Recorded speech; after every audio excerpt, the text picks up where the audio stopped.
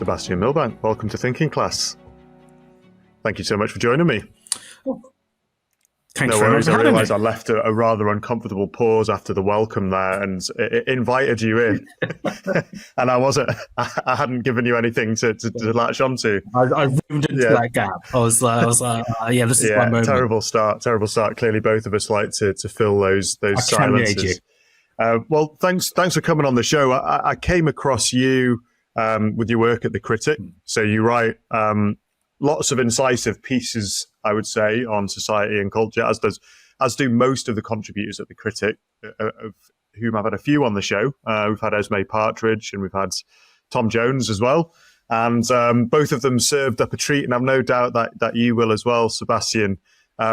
Before we get into the various things that are occupying you and your contributors and the things that we're seeing out in the culture, I thought we could start with the media. We've seen a huge changing media landscape in recent years. When I was growing up, it was, not quite just we've got a TV set and there's one channel or three channels on it. We did start get satellite TV, but didn't get it until much later in life. And so there was certainly this sense of, here's a few channels, and people still read digital papers. And since then, we've seen new media explode. And I dare say you've also seen a collapsing trust in legacy media institutions. And so I wanted to know what drives the Critic. What did the founders of the Critic, or what are its motivations? What did it see in the media landscape that thought that needs to be said in the face of everything that we've seen changing? Yeah, so for those who don't know, The Critic's a monthly magazine of arts and ideas with a sort of conservative philosophy behind it. It partly came out of, for those who have heard of it, Standpoint, which was a small but very influential sort of conservative journal. And just to kind of give you a sense of like what's happened, Standpoint, as I think its height was only 2,000 or 3,000 subscribers.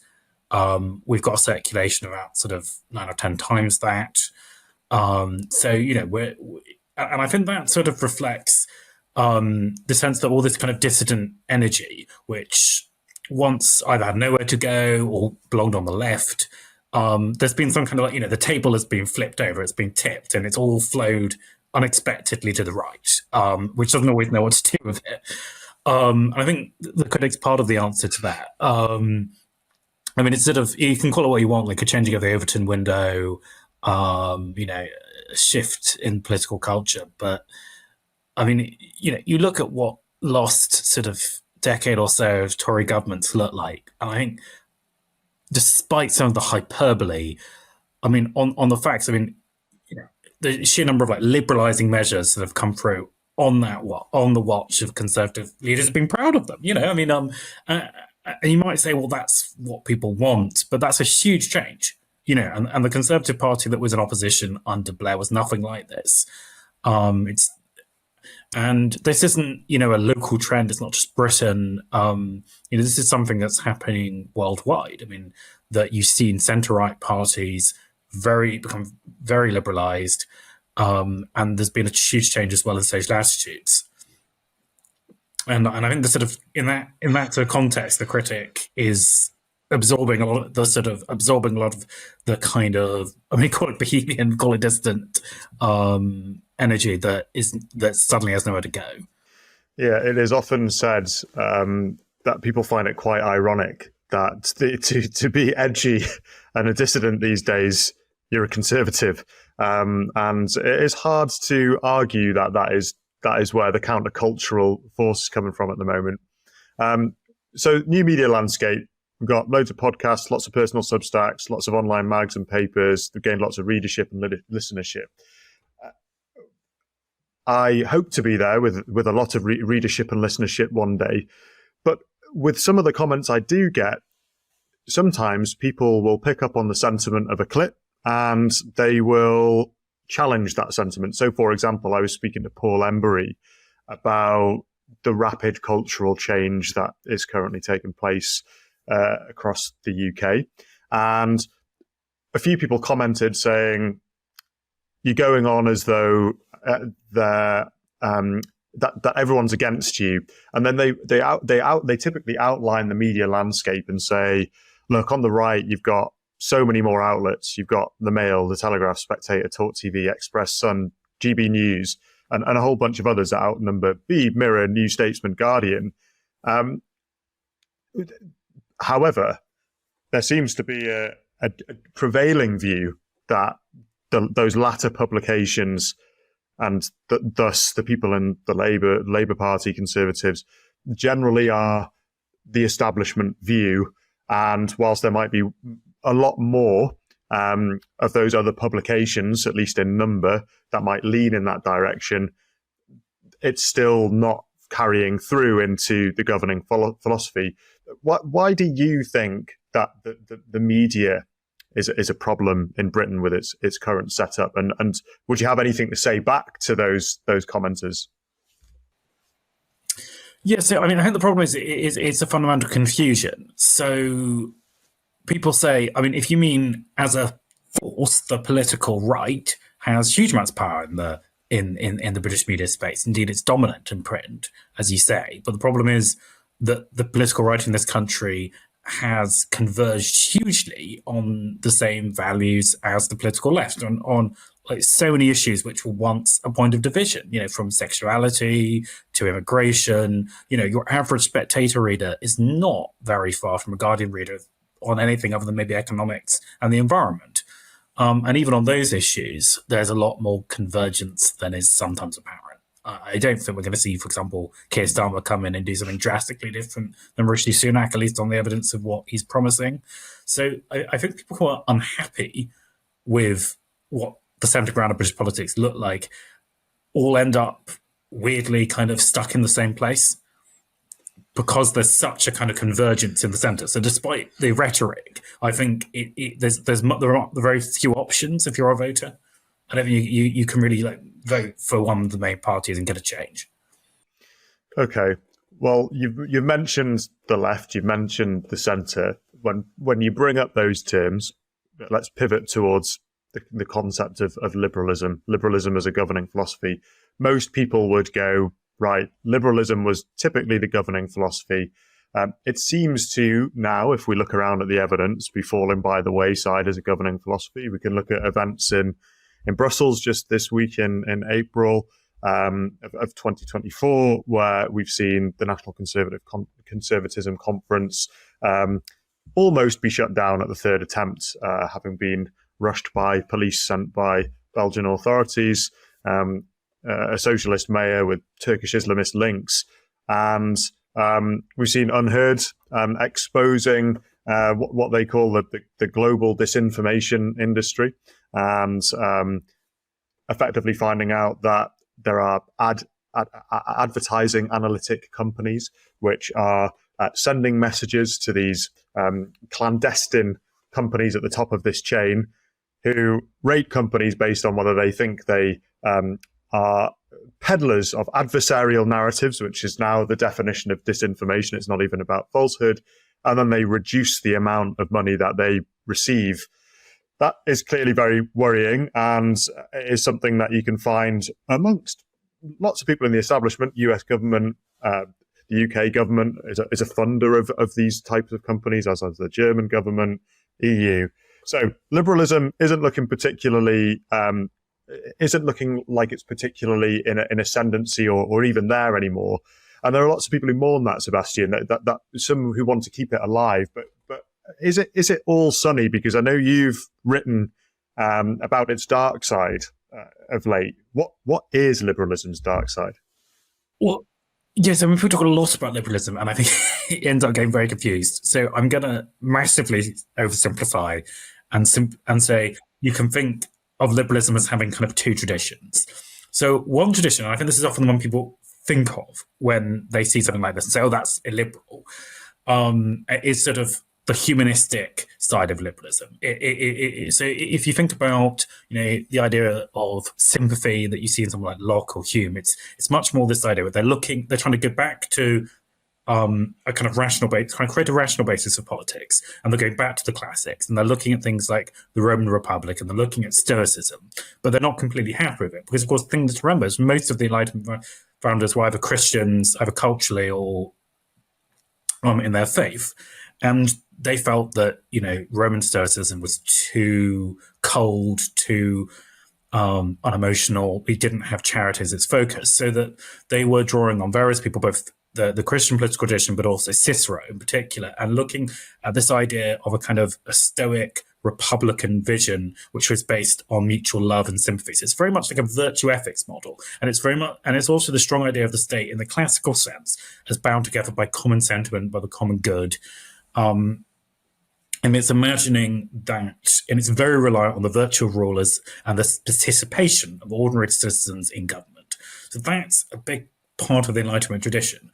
But there's another Enlightenment tradition, and it's important to understand these traditions are not perfectly separated. They get confused and different parts get integrated.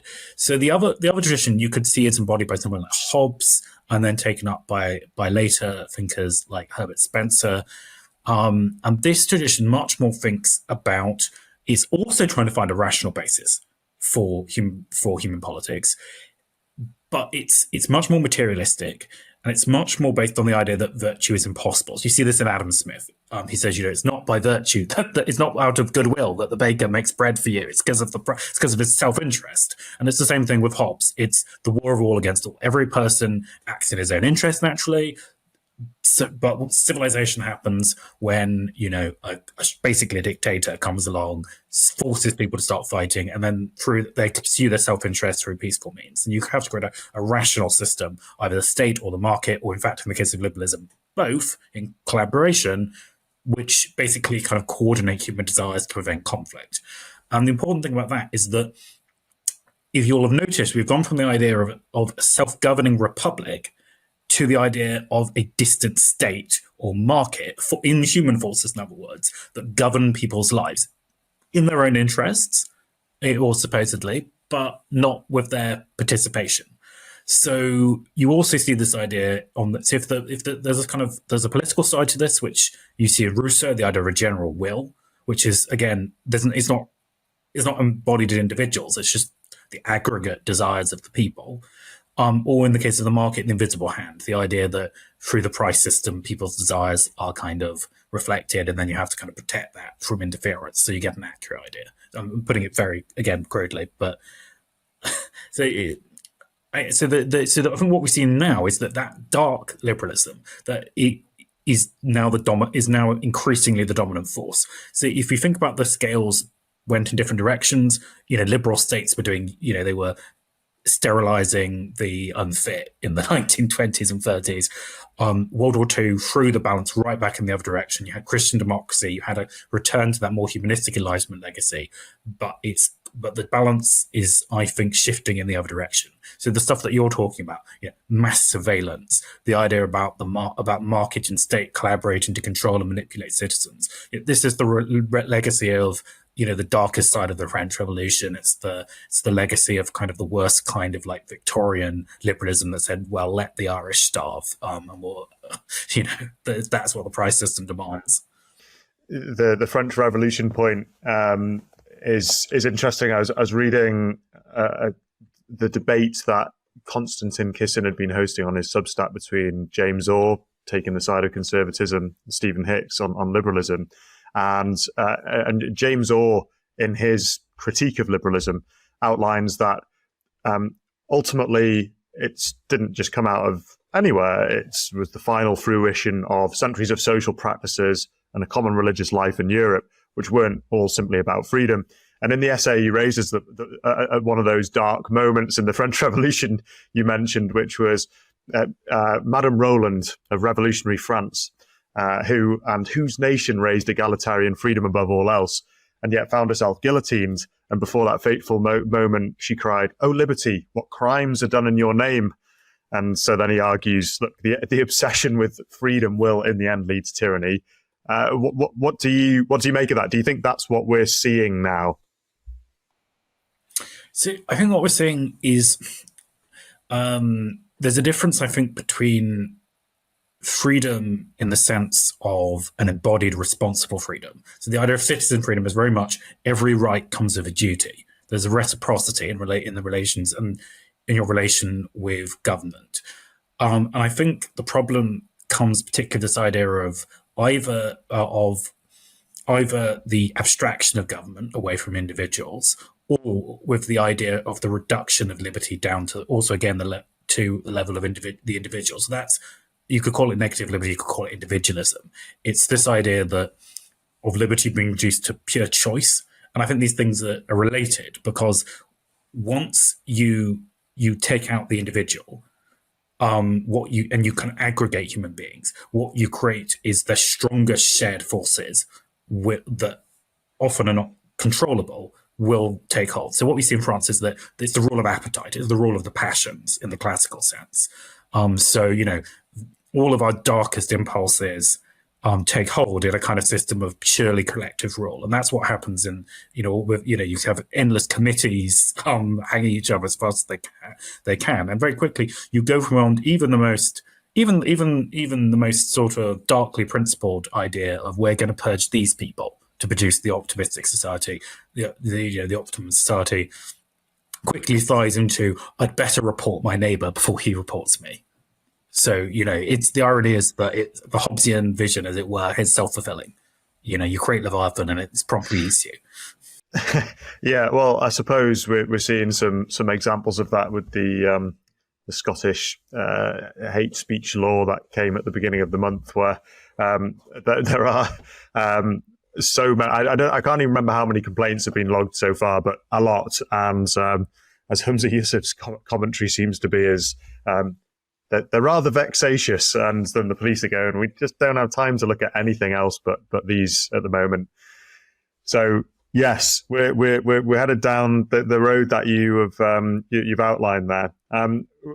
We live in the age of the culture war, as you know. I suppose there are always culture wars going on throughout history. We're certainly living through one, and when people think of it, they frequently characterize it as a battle between the left and the right, or liberals and conservatives, as people we'll call them. You have a different idea about the nature of the culture war, Sebastian, and you argue that actually it's more about an internecine rivalry on the left. What's that about? Yeah, so I mean, as you're pointing towards, I think if you look at the only effective sort of cases of the culture war being successfully waged by the dissident side of things. So if you think about, for example, I don't know if you know, in Cambridge, Arif Ahmed was able to lead an effort to secure free speech. Or if you think about things like the recent Cass review, that's based on years of campaigning by especially gender critical feminists on trans issues. Those are examples of successful culture wars. And I think the most successful, the most hotly fought culture wars are very much between old guard liberals, the old left, and the new liberal left. So again, the both liberal left on both sides, and I don't think actual conservatism, especially in this country, gets much of a look in, or even socialism or anything like that. Things only seem to work if they're fought on liberal lines, and I don't raise these efforts in a slighting way at all, because I think they're both very important issues. And I think the people who are fighting these efforts are, in a way, they're doing a lot better than those of us who aren't left liberals. So, if you look at the sort of the radical feminists who've pushed back on trans issues. I mean, you look at the level of solidarity, the enthusiasm, and a kind of religious zeal. And I think that sort of zeal, you really only see it on the left now. I don't think you see it. I don't think you see it amongst conservatives. Why do you think that is?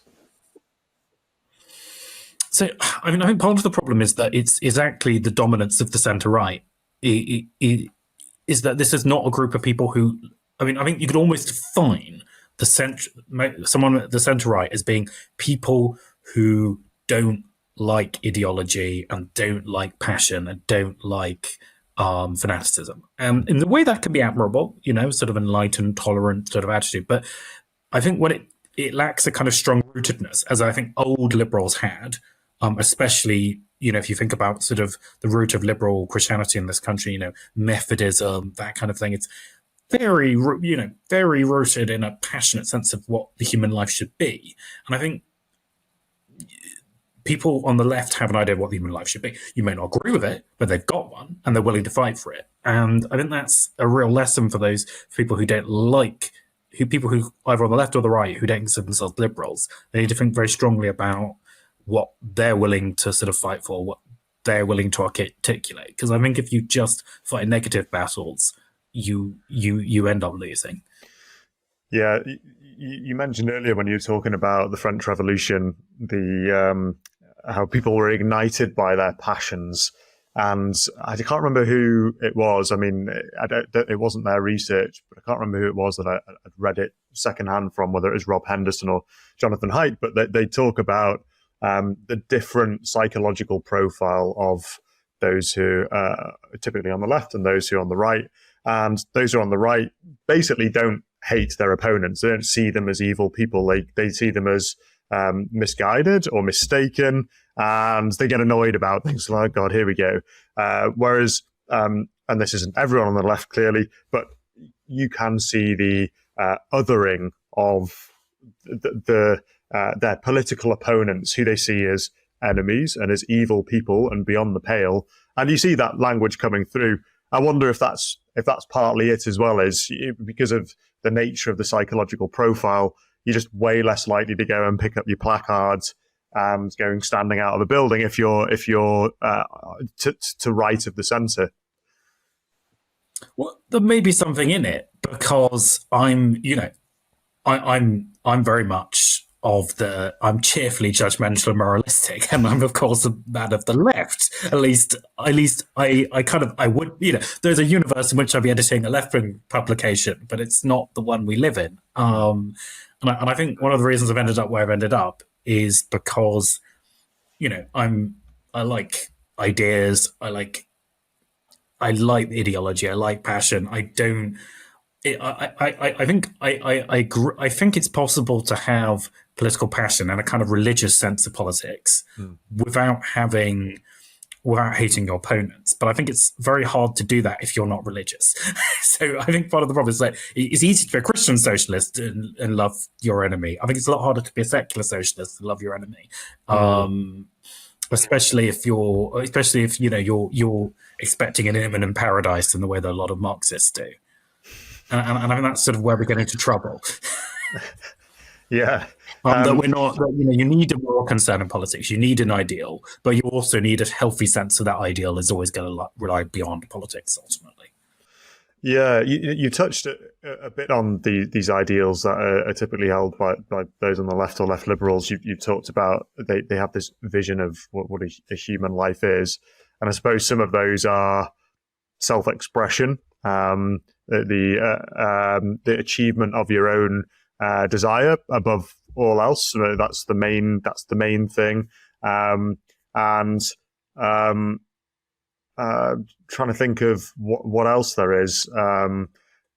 But I think we typically know what drives those people that are on the left. And if you're thinking about what is it that's going to animate those people who don't occupy that worldview, what do you think would have been the vision of the human life, and what's important for those who are typically more of a conservative mindset that you think we've lost and aren't part of the conversation because they're dismissed and that they should be part of the conversation?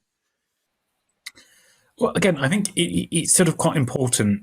I think in the past, when there's been political vision in this country, there's been a division over shared goods and ideals. So I think, obviously, that the left, what it wants is social justice, equality, liberty, all of these really quite important things. But I think in the past, they would have known that to get those things, you need things like duty, personal responsibility, reciprocity, sort of conservative values and left. If you want to call them one a left-wing value and one a conservative value, you sort of need both to get at it. And you might disagree about where the emphasis should be, and whether perhaps it's better to have a situation in which we leave more to personal responsibility, or you leave more to the state, or more to, you can have your differences of emphasis, but what we're seeing is a situation, and I think at least when it comes to sort of a radical progressive left, where they think you can have equality without duty or responsibility.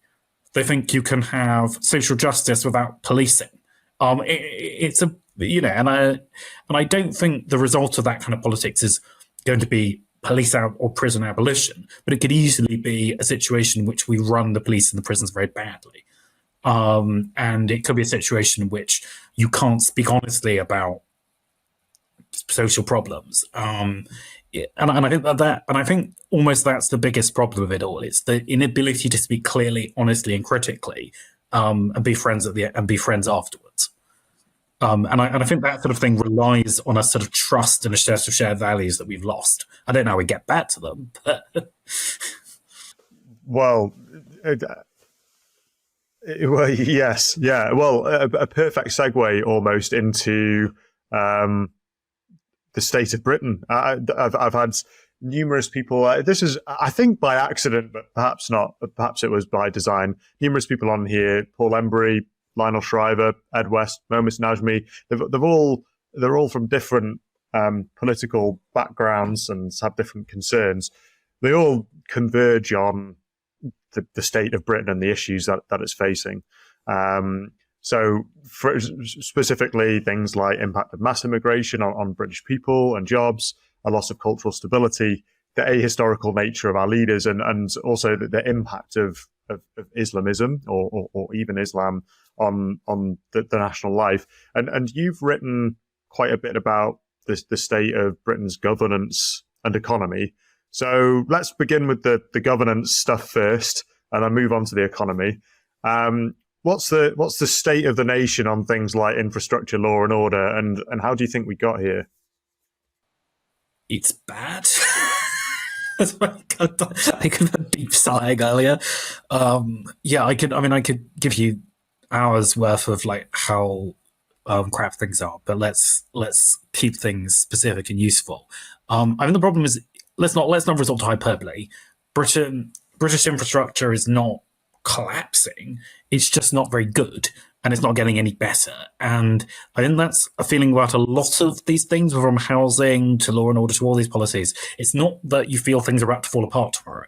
It's the sense of like managed relative decline, like things that once would have been regularly updated or improved are now just left where they are. The roads are full of potholes. The potholes eventually get fixed. The trains are delayed. They eventually get where they're going. And the thing I worry about isn't that this can't keep going on. It's that I worry that it can keep going on, maybe for decades. Like, you think about, the Soviet bloc. Economically, a lot of the major progress stopped around 1960. Even that very flawed progress with huge human costs. And what you had for the next 20 years or more was, nada. Like there wasn't a dynamic political or social life in many instances because people couldn't have one. The economy sort of rattled along. It was very dysfunctional in a lot of places, but life continued. And I think that's what I worry about with Britain, that I think we can keep going this way. Wow, excellent. And what about the state of the economy? Because I suppose now let's give a kind of brief summary of where we're at. I think it's probably fair to say that we're heavily reliant on a services industry, both financial and professional, and hospitality and retail. And we've basically got no other industries to speak of.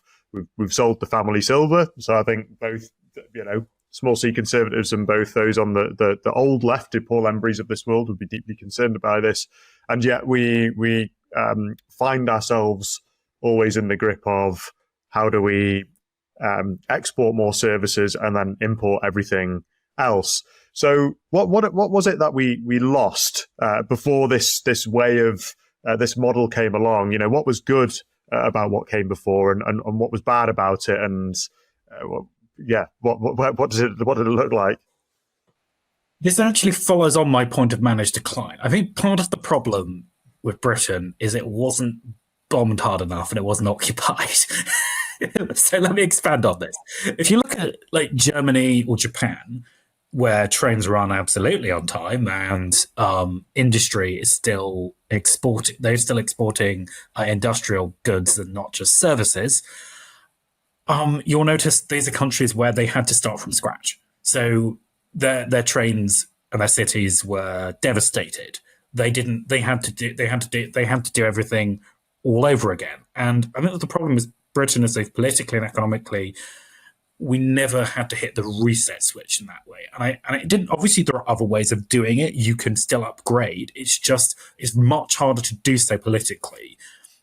And it's also obvious that you should do so. So I think the big thing that went wrong with Britain and deindustrialization is the problem was well before someone like Thatcher. It goes back to the simple fact that British industry started lagging in terms of productivity, and it started lagging partly because we were not quick enough to modernize our machinery or shift what we built and produced. We were not an agile enough or modern enough industrial economy. And I think part of that was the unions, which had a huge amount of power. And the government also saw industry as a source of employment rather than a source of economic growth and innovation. And that became a big problem. So that's why you saw countries like Germany and Japan overtaking Britain, which used to be, the world's one of the greatest industrial economy next to America. So that's at least that's part of this. I think that's part of the story. I mean, what was good about what we used to do was that there were, not to use this rather tired language of skills, but a huge amount of human capital. We had people who knew to make and build and repair things, and those skills are going to be useful no matter what. You don't have to have the old mass industries of the past for those to be useful. But if you don't replace the old mass industries of the past with something else, those skills don't get passed on. Institutional knowledge doesn't get passed on. And you become a country where someone wanted to come and set up.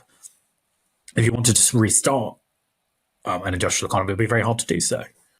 That point about trades and skills and how they'll always be useful. I was thinking about this. I think about it a lot, but I grew up in Northumberland, and one of my very good friends who I grew up with, he went on to be a carpenter and a joiner, and he's got his own business now. He's an artisanal, he kind of makes bespoke windows and doors, and they're beautiful.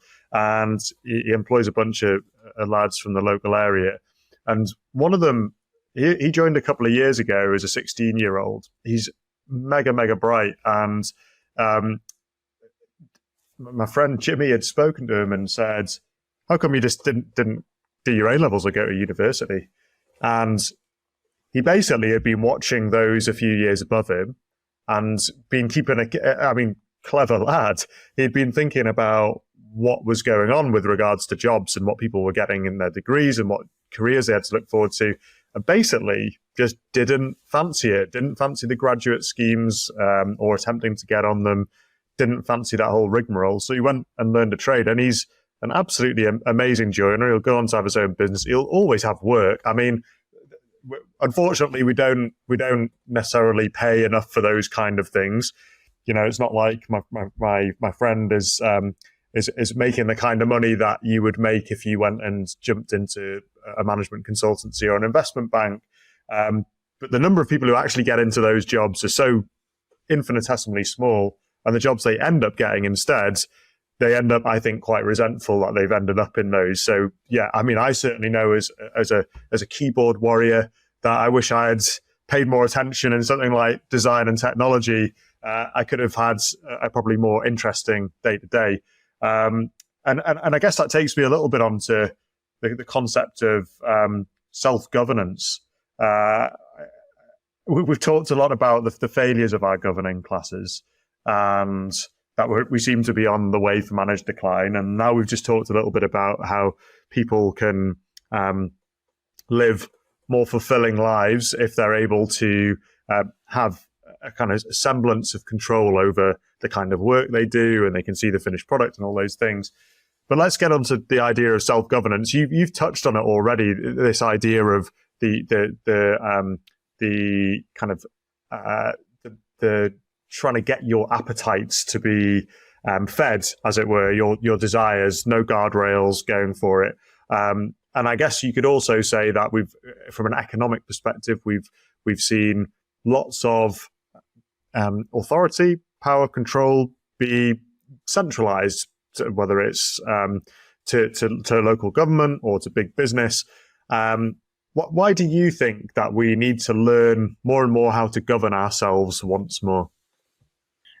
Yes, say a word more about the differing experiences of someone like Germany and Japan, which are not ideal countries in every way, but they have industrial bases and we don't. And one of the reasons for that is that we drew opposite lessons from the Second World War. So Britain, someone like Germany, they came out of the Second World War, and we amongst other countries, basically decided for Germany, we cannot have this all-powerful, centralized German state. We need to federalize Germany heavily. So, Germany has a very strong federal government. Similar thing happens in a lot of European countries where they draw similar lessons, and it supports the idea of subsidiarity. That's a big part of the Christian democratic tradition. And there's also an element of which, a sort of corporatist tradition is also living on in these countries, and that's taken up.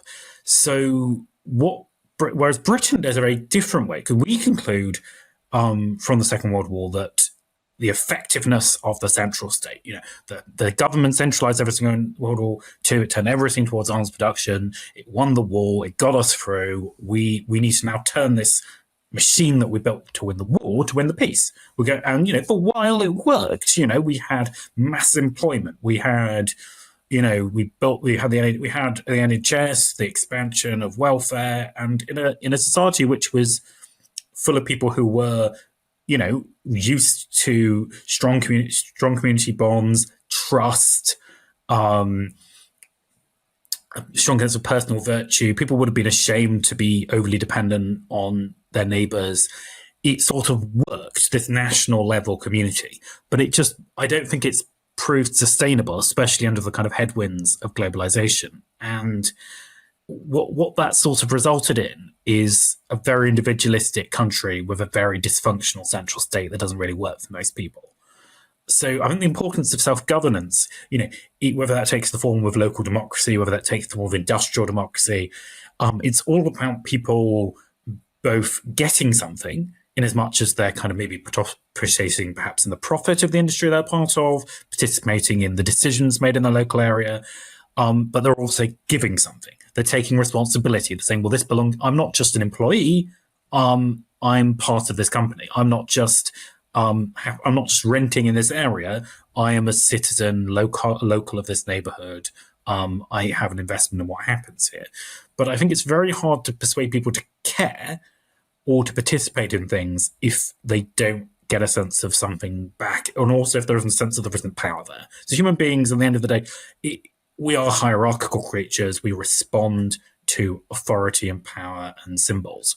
And if everything about local government's a bit crap, a bit irrelevant, a bit marginal, no one's going to take it seriously. And if you look at countries which are successfully federal, whether that's America or Germany, just look at the regional buildings. Look at the grand town halls and the courthouses and the schools. The sense of grand. Whereas any British building built after World War II in a city, it sends the opposite message. It sends this is an administrative centre for somewhere else.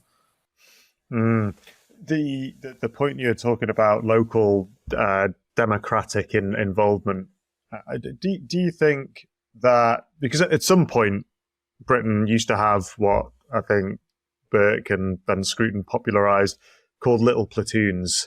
So lots of people out busying themselves with things that they're concerned about in their local areas, and it is that which they derived both a sense of meaning.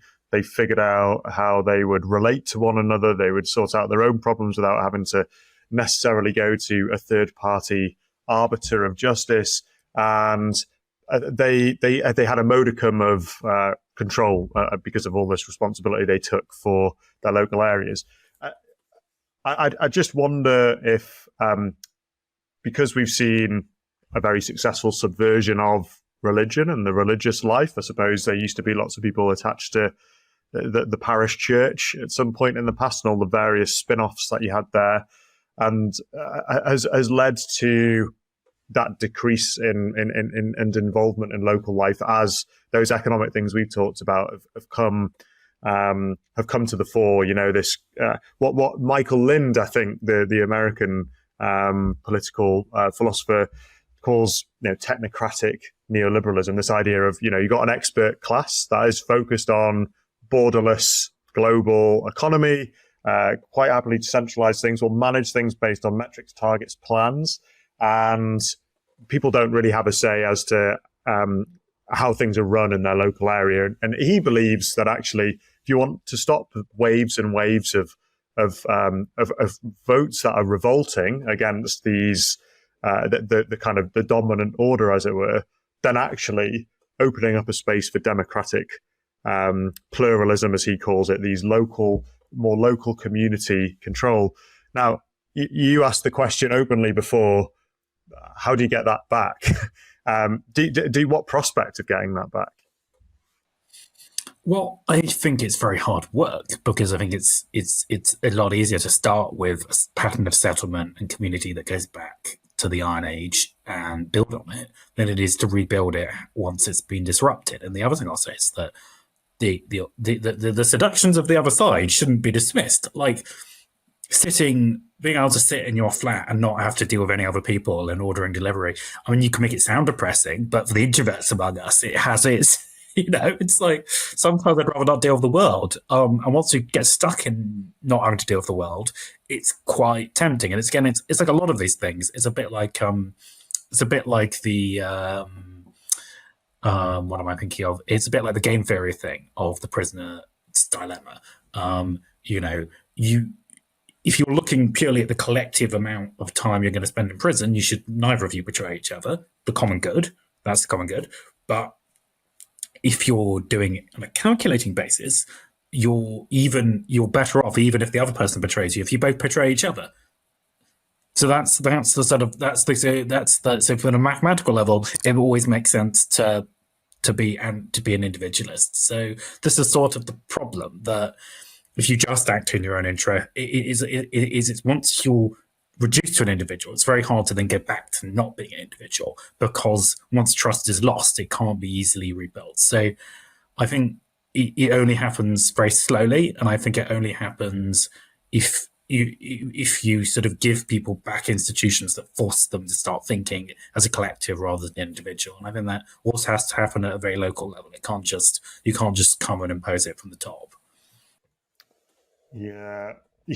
Well, thinking about where you might go to rebuild that social fabric, which we talked about as having been lost.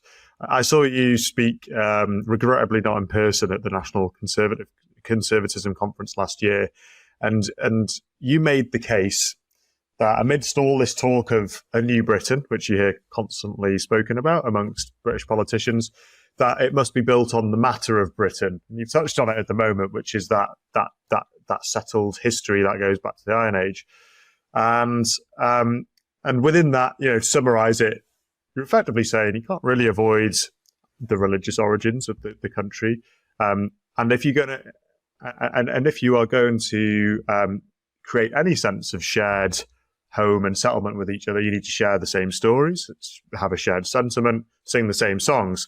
And you said that liberal modernity denies us a common life, and that a borderless egalitarianism won't give us that either. So this is giving you free range to delve into the things that make you passionate about the history of these isles. What could our shared stories and songs be?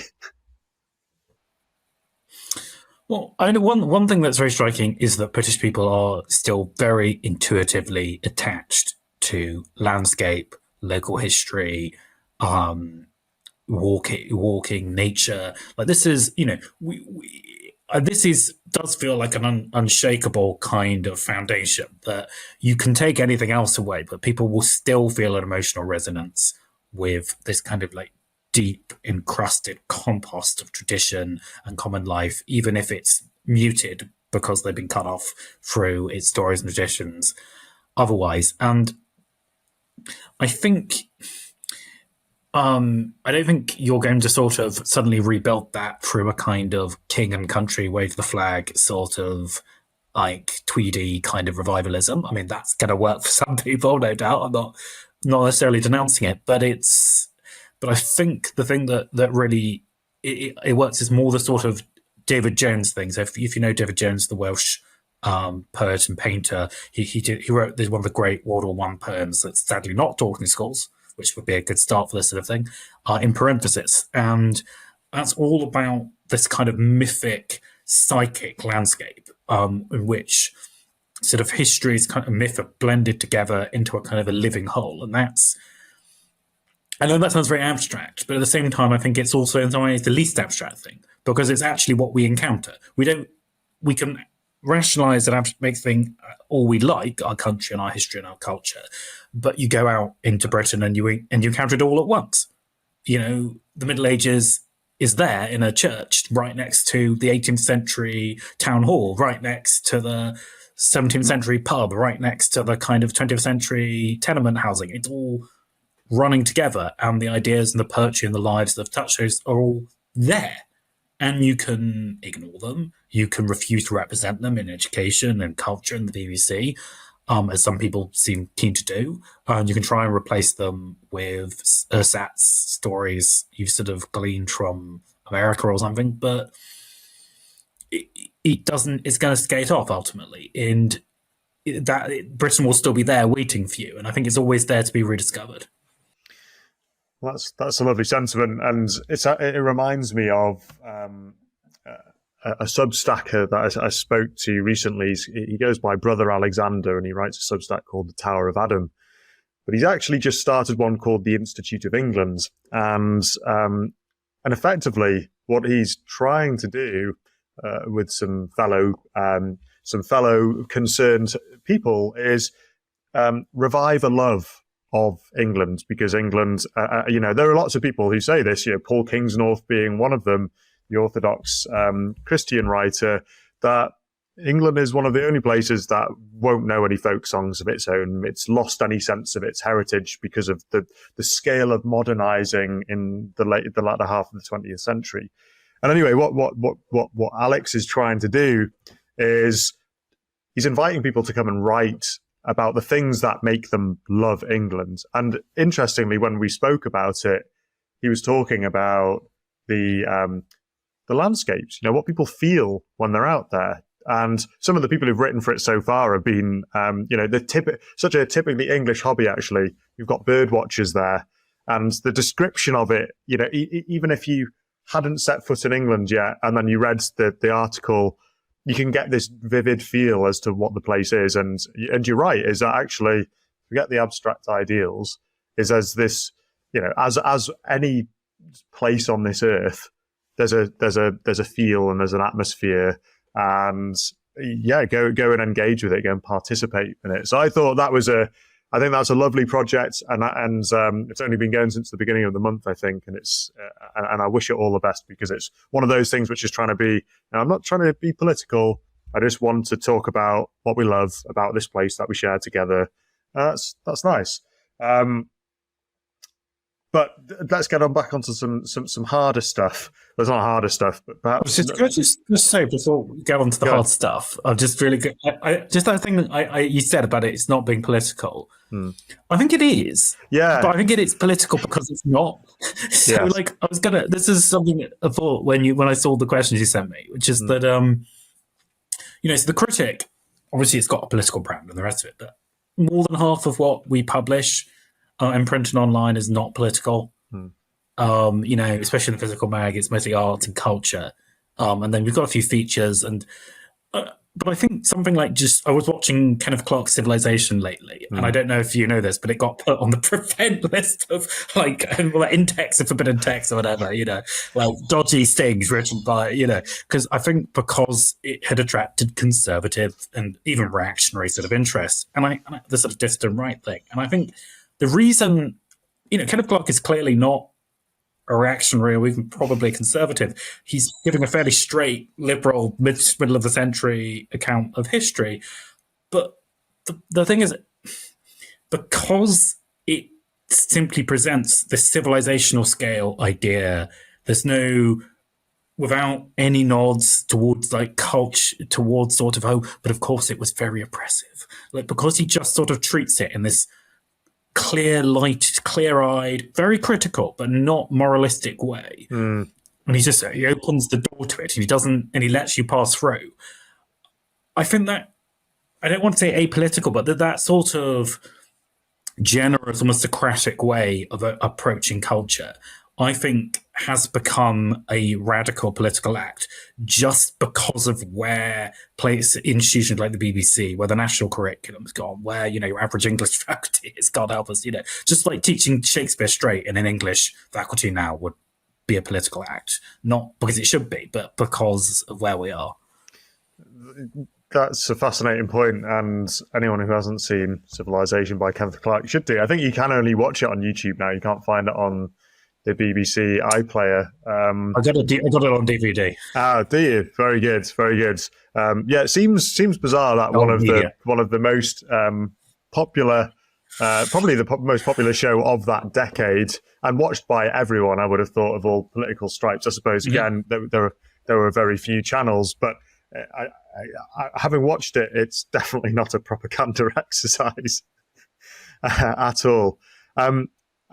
We've talked a little bit about the disconnect between governing classes, public and private, and the common sentiment of people, perhaps. And we talked about the ahistorical nature that they have, their characters. I once wrote in a book that basically never saw the light of day. It was a bit of a pandemic project that never saw the light of day. That corporate leaders should spend more time dedicating themselves to understanding the country, its traditions, or even just the local area that they do business in, than seeking to only be proficient in on-trend business management speak and global ideas and the global good, because I feel as though it makes sense to be literate in that, because it situates you and it helps you be a little bit like we've spoken about today, have a more communal atmosphere with those that you are actually living amongst, working amongst. And I suppose it helps bring that concept of duty through, instead of it just being about just straight business and know what the FT is saying. So that's on the business side. You could probably make the argument about public leaders too. What do you think would be, if you had to advise public and private leaders a route as to how to reconnect to a kind of a shared kind of understanding amongst most people? It's probably about 80% of people. What would you tell them to focus on to actually become real and likable? Well, I don't know. I mean, I want to answer your question, but I sort of want not. I'm not sure that there is this 80% of people who have a clear idea of what they want. I sort of think that's. I mean, I think we're all sort of in it together, not quite knowing what we're supposed to do. I mean, I don't think. I think the sort of condition of the modern world is it's really quite confusing. And I think people have some general sentiments, which you can usually predict. People don't like harm coming to animals or children, and they like nice things, and they don't like not nice things.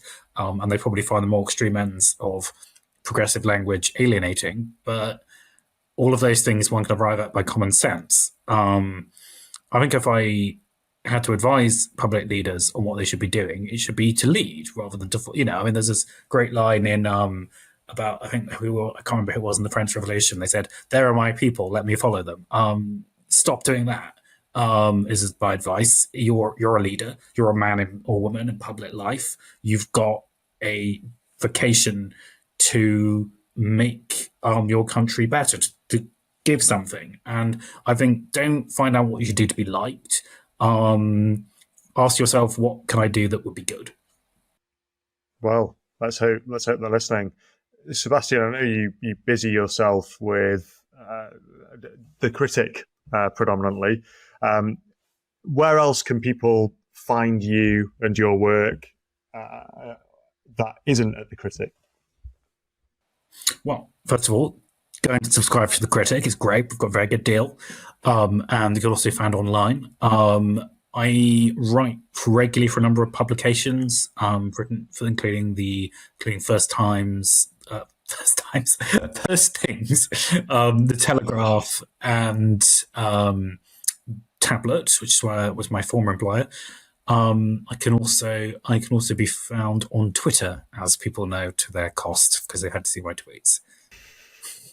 Well, Sebastian, I hope people go and subscribe to the Critic, because I think people will find something for everyone there. So whilst you say it's conservative, it definitely has people from across the political aisle, and like you say, they are making largely apolitical points. You can find some really wonderful things on there, and it is very different to what you can find in lots of places. So keep fighting the good fight, keep tweeting funny things and anodyne things. Very good. And it's been an absolute pleasure getting into the big ideas in under an hour. So that's a big pat on the back for two people who can clearly talk. But I hope to be able to have you back again. And I'm very glad this is a video so people can go on YouTube and see Sebastian patting himself on the back. Oh gosh, I thought that was off camera. No, not at all. Not at all. You've been caught on candid camera. Sebastian, it's been a pleasure, and we will speak again, I hope. No, it's been a pleasure, John. Thank you so much. Take good care.